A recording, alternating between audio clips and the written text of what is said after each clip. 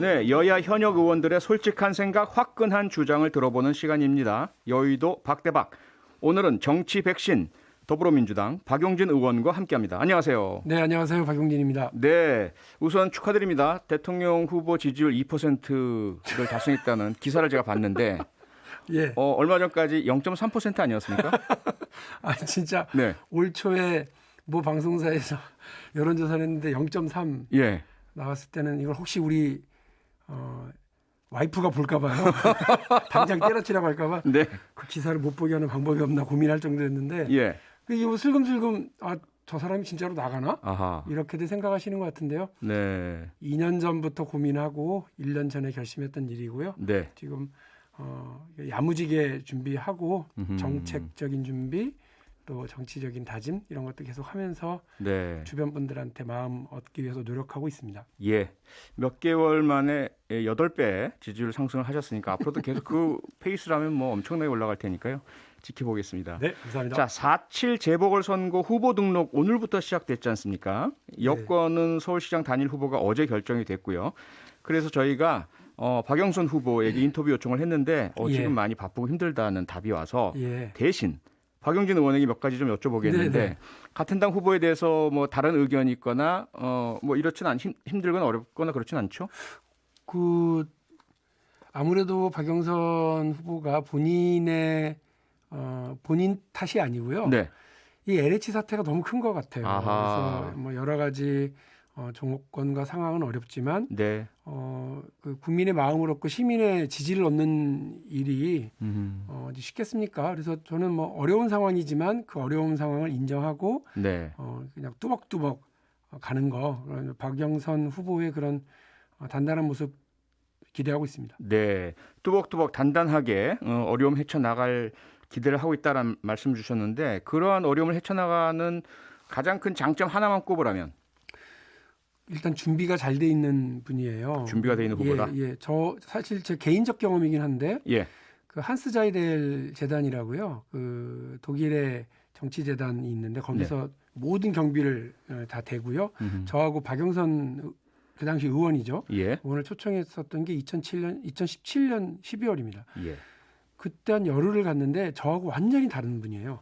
저는 독일의 그 아마 함부르크, 그다음에 뭐 베를린, 그다음에 뭐 뉘렌베르크 이런 데를 가고 뭐 미넨을 가고 이럴 때마다 그 지역의 정치 지형, 정치적인 인물들을 만나려고 그러는데 박영선 당시 의원은 박영선 후보는 그 도시의 전통, 그 도시의 발전 그리고 그 뭐 재생 도시 재생 여기에 완전히 꽂혀 계시더라고요. 이미 그 당시에도 서울시장 그렇죠. 등의 그 어떤 지자체장을 염두에 두고 있었던 이야기네요. 그렇죠. 지난번 경선에 한번 나오셨고 나서 계속 자기 준비를 하고 도시의 발전과 도시의 미래 이런 것들에 대해서 공부하고 준비하는 걸 제가 그때 확실히 봤기 때문에 네. 1. 준비가 좀 단단히 되어 있다는 말씀. 아하. 2. 그리고 최초의 서울시장, 여성 서울시장이라고 하는 그 지위에 딱 걸맞게 한국 정치에서 계속해서 그 여성으로서의 뭐 단단한 지도자로서의 모습을 계속 보여왔기 때문에요.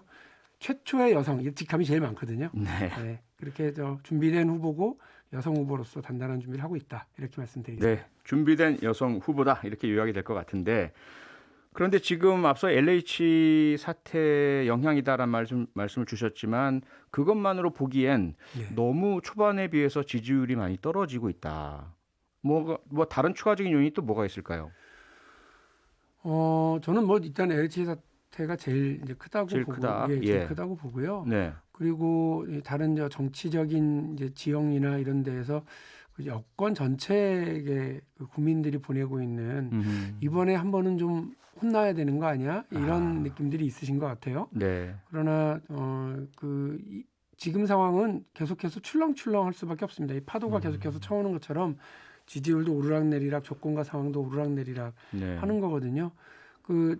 지금 뭐 조금 오른다 싶으니까 이른바 야권 단일화는 더 삐걱대고 있죠. 그렇죠. 승리가 거의 뭐 가능성이 높아지니까 그렇죠. 양보하지 않으려는 모습이 상당히 강하게 나타나고 있죠.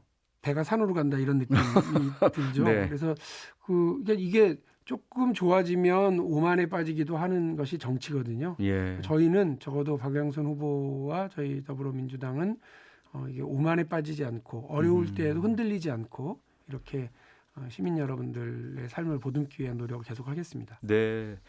또 하나 제기되는 분석이 뭐냐면 윤석열 전 검찰총장의 사퇴 이후에 이제 대선이 얼마 남지 않았기 때문에 재보선도 있지만 바로 그 뒤에 대선과 관련된 보수 결집 효과 이런 네. 것들이 현재 서울시장 보선에도 영향을 미치고 있는 건 아니냐 이런 분석도 있습니다. 어떻게 보세요? 대선이 이제 1년도 남지 않았기 때문에 예.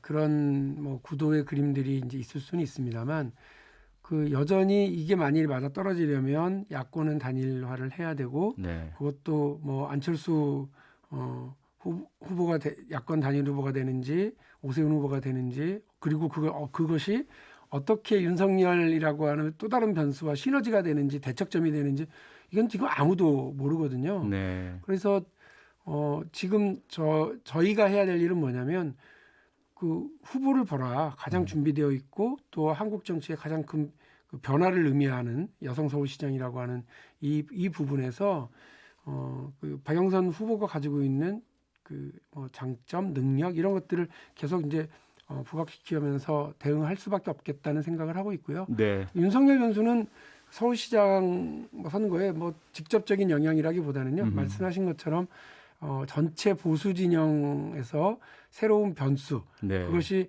이렇게 역동성을 부여하는 변수일 수는 있겠습니다만 또 이게 또 무척 부담스러운 위험 지수가 될 수도 있을 거예요. 아, 야권에. 예, 뭐 네. 기대를 했는데 열어보니까 별거 없더라. 음흠. 미천은 금방 드러나더라. 예. 뭐 박용진뿐만이 아니라 다른 여당의 대선 주자들하고 이렇게 잠깐 스치고 지나갔는데도 그냥 한 방에 끝나더라. 이렇게 토론 될 이야기 수도- 하시는 거죠? 이렇게 네. 될 수도 있거든요. 예, 예. 그래서 뭐 그 장점이 단점으로 전화하고 유리함이 불리함으로 전화하는 건 정치권에서는 아침 저녁으로 있는 일입니다. 네. 문자들이 많이 들어오고 있습니다. 특히 이제 박영선 후보 이야기가 나오니까요. 박영선 후보에 대한 질문이 많이 들어오고 있는데 문자 번호 뒷번호 4587번 쓰시는 분이요. 박원순 전 시장 피해자가 어제 기자회견을 했는데 어떻게 보십니까? 이런 질문을 주셨어요. 박영진 의원 어떻게 보십니까? 입장을 바꿔놓고 생각을 해보면 정말 암담하고 답답했을 것 같아요. 네. 피해자 분이. 예. 예. 그렇죠. 그리고 본인은 그냥 자연인인데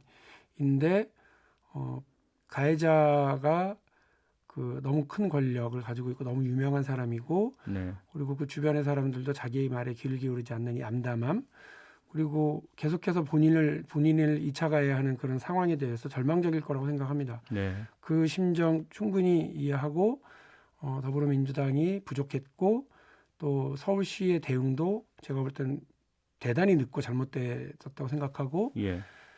그런 면에서 어제 그 피해자의 목소리를 정말로 저희가 겸허하게 받아들이고 진심으로 사과드리고요. 네. 당의 지도부뿐만이 아니라 박영선 후보도 다시 한번 사과의 말씀을 드렸고 저는 그게 진심이라고 생각합니다. 네. 이제 오늘 저 오다가 들은 얘기인데 뭐 속보도 떴던데요. 고민정 대변인 사퇴. 대변인 사퇴했다고 하고 그런 면에서 피해자가 더불어민주당이 또 박영선 후보가 진정성 있는 태도를 좀 보여주라라고 예. 하는 것에 작게나마 답을 이렇게 화답을 하는 것이 되리라고 기대를 하고요. 더 겸허하게 하겠습니다. 더 조심스럽게 하고 이번 일이 우리 사회 전체에 하나의 기준이 될 수 있도록 더불어민주당이 뼈를 깎는 노력을 해야 된다고 봅니다. 자, 좀 아이러니한 상황이 된 것이요. 말씀 주신 것처럼 박원순 전 시장의 그런 그 성추문, 성폭력으로 인해서 어쨌든 이번 보궐선거가 치러지는데 박영순 후보만 유일하게 여성 후보예요. 네. 다른 당 여성 후보들은 다 어쨌든 단일화 과정에서 지거나 이렇게 된 상황이에요.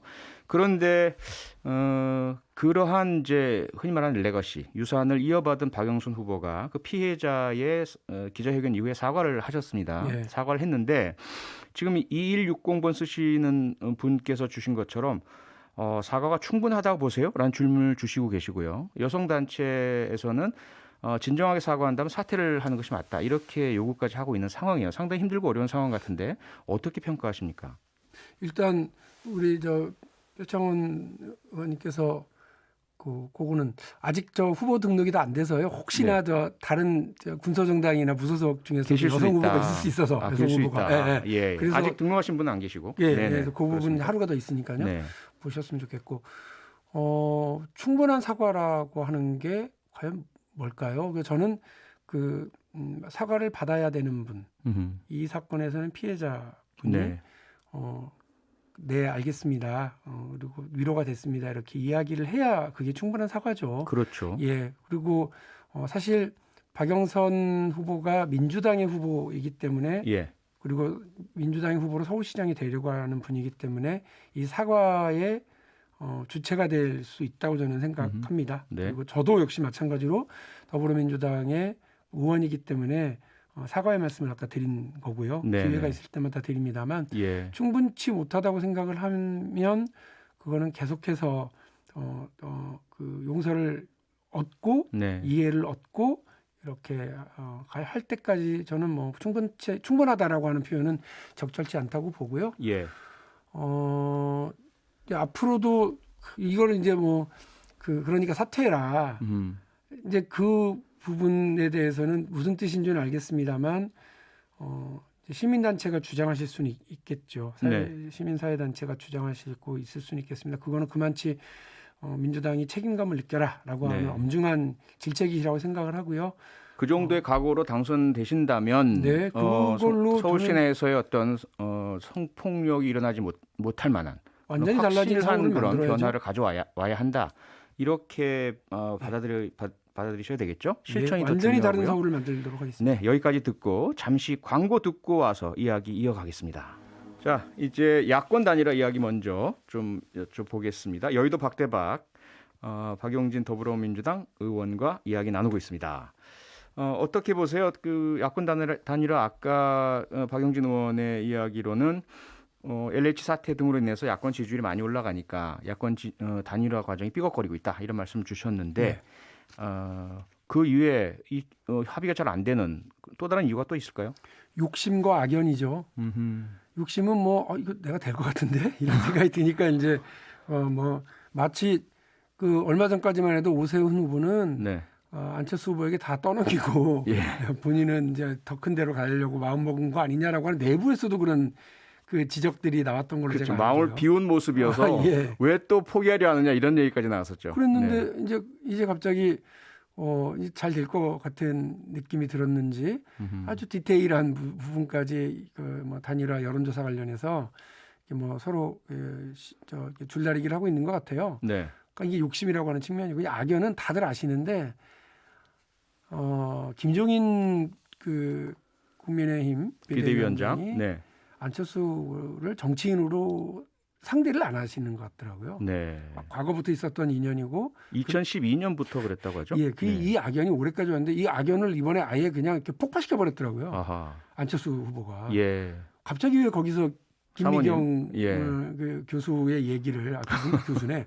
그러니까 김미경 교수 이걸 갑자기 꺼내면서 그 농담조로 그렇게 했더라고요. 그러니까요. 그거는 정말 정치인으로서는 해서는 안 될 웃기지 않은 농담을 한 거잖아요. 그 웃기지 않은 농담하는 정치인만큼 그 실력 없는 사람이 어디 있습니까? 네. 농담을 할 때는 다 웃어야 되는데 농담했는데 웃지 않고 오히려 화가 나는 상황을 만들어 버렸으니 상대방이 상처를 입는. 예, 네. 아주 기분 나빠고. 근데 상대가 오히려 본인에 대해서 매우 신뢰하지 않는 상황에서 그런 말도 안 되는 농담을 꺼내서 네. 여러 사람을 상처 주고 단일화 협상 전체에 금을 가게 한 거 악연을 폭발시켜 버리는 것도 또 안철수 후보가 잘못한 일 아닌가? 이렇게 해서 그냥 야권 단일화는 제가 볼 때는 가장 최악의 스토리로 가고 있는 것 같습니다. 네. 아름다운 단일화는 물 건너 갔고 단일화가 안 될 수도 있다라는 전망까지 나온 상황이니까 네.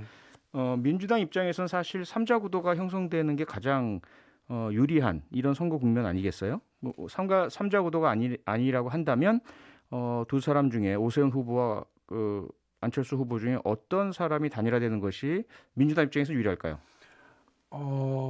그거는 제가 유리하다 하지 않다 이렇게 얘기하기보다는요. 네. 아시겠지만 2016년에 야당이 둘이었잖아요. 예. 안철수 당시 대표가 이끄는 그 당시에도 국민의당이었죠. 예.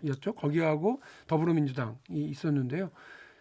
그 야당이 둘인데 더불어민주당이 1당을 했어요. 그랬었죠. 그러니까 선거라고 예. 하는 건 되게 복잡다단하고 미묘한 거라서요. 함부로 예단할 수 예, 없다. 뭐 구도를 가지고 하는 문제는 아니라고 보고 유권자들의 선택 겸허하게 받아야죠. 최선을 다하는 수밖에 없습니다. 네. 그러니까 3자 구도라고 해서 뭐 쉽다, 또 누가 되면 더 쉽다 이렇게가 아니고요. 네. 누가 되든 이길 수 있는 최선을 다하는 거. 음흠. 그게 박영선 후보와 저희 더불어민주당이 가져야 될 태도라고 봅니다. 네. 모범 답안을 주신 것 같고요. 속내는 어떨지 잘 모르겠지만.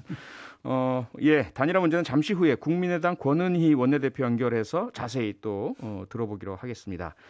박영선 후보가 여권 단일 후보로 결정된 후에 민주당에서는 오세훈 후보를 허위 사실 공포 혐의로 검찰에 고발했습니다. 오 후보가 내곡동 개발이 결정된 게 노무현 정부고 땅의 존재와 위치를 자신은 알지 못했다라고 거짓말을 했다는 게 주요 혐의죠.